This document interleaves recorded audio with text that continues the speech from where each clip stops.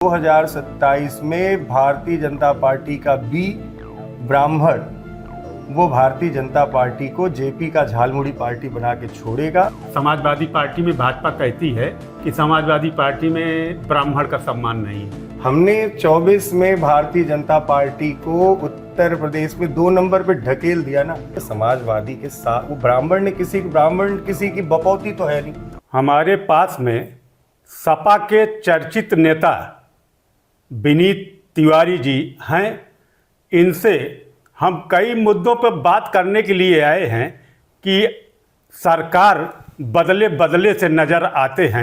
आज इनका लुक बदला सा है। आप कुर्ते में हैं, क्या राज है? इन्हीं से हम पूछते हैं।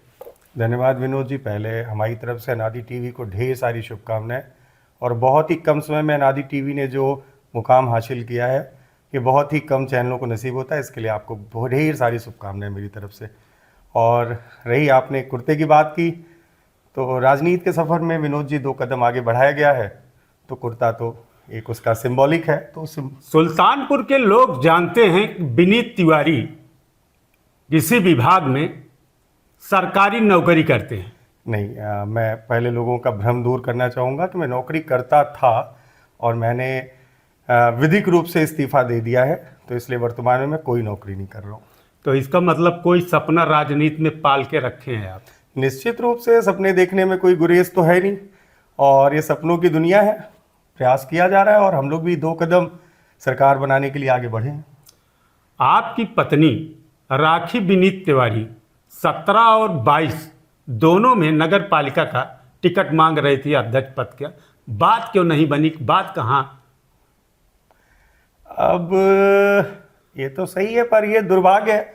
मैं अपना दुर्भाग्य मानूंगा, और शीर्ष नेतृत्व है, पार्टी ने जो आदेश दिया उसका पालन करना है। तो शायद दुर्भाग्य था या नसीब में नहीं रहा होगा, तो यही है। वो बड़ी चर्चा है और दीवालों पर वॉल पेंटिंग चल रही है। पहली बार देखा गया कि विनीत तिवारी सुल्तानपुर विधानसभा क्षेत्र के हर रोड पे कहीं ना कहीं दीवार पर दिखाई पड़ रहे हैं। क्या विधायकी लड़ने का सपना आप पाल चुके हैं?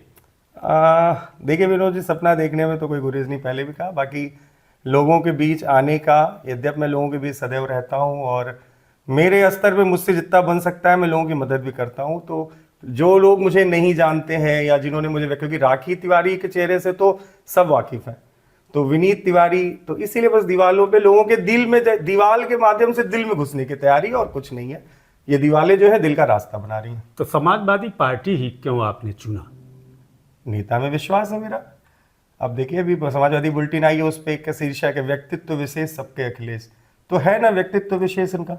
भाजपा कहती है ब्राह्मण का सम्मान नहीं है, और आप जो है समाजवादी पार्टी में भाजपा कहती है कि समाजवादी पार्टी में ब्राह्मण का सम्मान नहीं है। देखिए विनोद जी, थोड़ा सा फ्लैशबैक ले चलेंगे आपको। 2027 में बंगाल का चुनाव हुआ है, और पिछले 4 सालों में सबसे चर्चित चुनाव रहा है 2024 की पीडीए की जीत के बाद।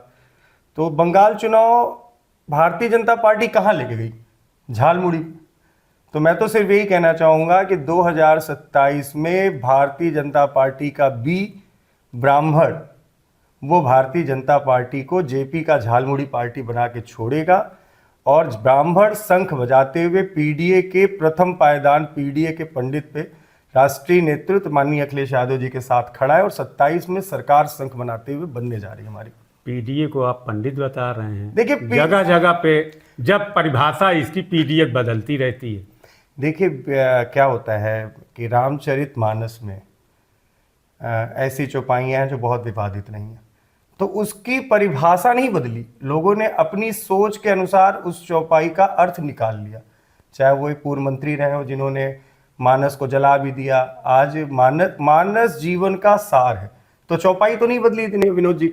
और मैं ये कहना चाहूँगा कि पीडीए का जो सार है वो शोषित वर्ग, जो एक समाज का वो तबका जो अंतिम पायदान पे खड़ा है, उस पायदान को उच्च पायदान पे लाना है। और वैसे मैं वर्ण व्यवस्था का समर्थक नहीं हूँ, तो इसलिए मैं जरूर कहूँगा कि पीडीए को पंडित से ना जोड़े। बस मैंने एक आपको उदाहरण दिया कि आपकी ब्राह्मण समाज उत्तर प्रदेश का इतने रोष में है कि उसने 2024 में तो ब्राह्मण का पीडीए आप नहीं जोड़ सकते, पर पीडीए ने 2024 में जो कर दिखाया वो पूरा देश देख रहा है। तो मैं उम्मीद करता हूं कि ब्राह्मण 2027 में पूरी ताकत से, अपनी पूरे तन मन धन से समाजवादी पार्टी के साथ राष्ट्रीय अध्यक्ष जी को मुख्यमंत्री के रूप में देखने के लिए तत्पर है। 24 में आप बता रहे हैं कर दिखाया, लेकिन 24 में जो सुल्तानपुर ने कर दिखाया, खरे नहीं उतर रहे हैं। बड़े लोगों की बात है विनोद जी, क्यों इसमें डालना चाहेंगे, पर यह है कि हमने 24 में भारतीय जनता पार्टी को उत्तर प्रदेश में 2 नंबर पे ढकेल दिया ना, यही हमने कर दिखाया।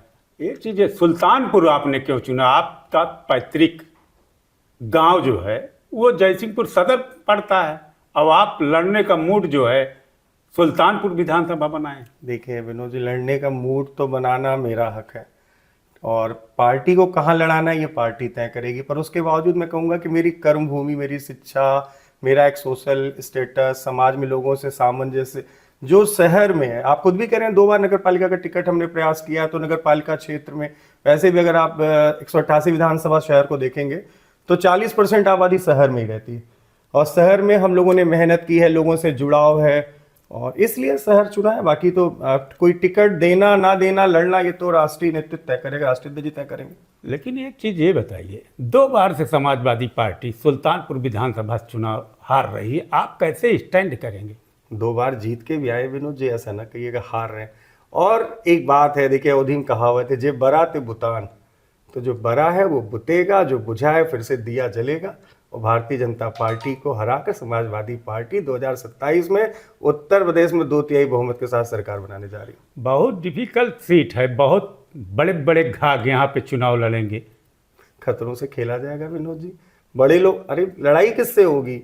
लड़ाई तो उन्हीं से होनी है जो मजबूत होंगे, तो मजबूत से ही लड़ा जाएगा। बाकी समाजवादी पार्टी का कैडर, जनबल, राष्ट्रीय नेतृत्व का, राष्ट्रीय अध्यक्ष जी का आशीर्वाद, राष्ट्रीय अध्यक्ष जी की कार्यकुशलता अगर रहेगी, समाजवादी 2027 में सरकार। मतलब आप समीकरण देख के लड़ रहे हैं क्या चुनाव? अब आप भी कह रहे हैं समीकरण हमारे अनुकूल है, समीकरण पार्टी के लिए अनुकूल है 2027 में, इसलिए जरूर प्रयास करेंगे।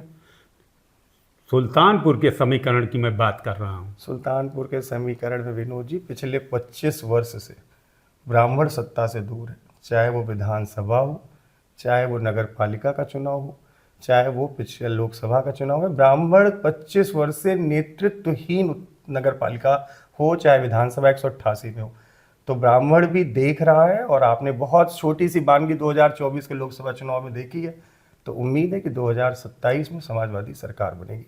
ब्राह्मण वर्तमान समय में भाजपा के साथ है, अब कैसे उसको आकर्षित करके लाएंगे आप सपा के साथ में? देखिए विनोद जी, ब्राह्मण फ्रंट सीट का है, ड्राइवर है, और वो 2027 में समाजवादी के साथ, वो ब्राह्मण किसी की बपौती तो है नहीं।